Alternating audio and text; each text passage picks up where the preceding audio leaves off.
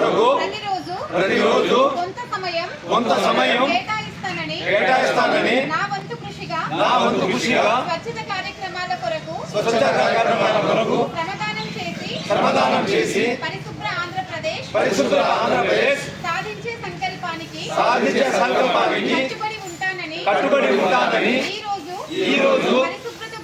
పరిశుభ్రత గురించి నేను వేసిన ఈ ముందడుగు ఆంధ్రప్రదేశ్ రాష్ట్రాన్ని శుభ్రపరచడంలో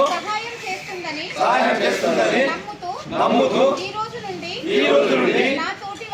నా తోటి వారికి కూడా ప్రకృతి పచ్చదనం యొక్క ప్రాముఖ్యతను మరియు హరితాంధ్రప్రదేశ్ అవగాహన కల్పించే దిశగా ప్రయత్నిస్తానని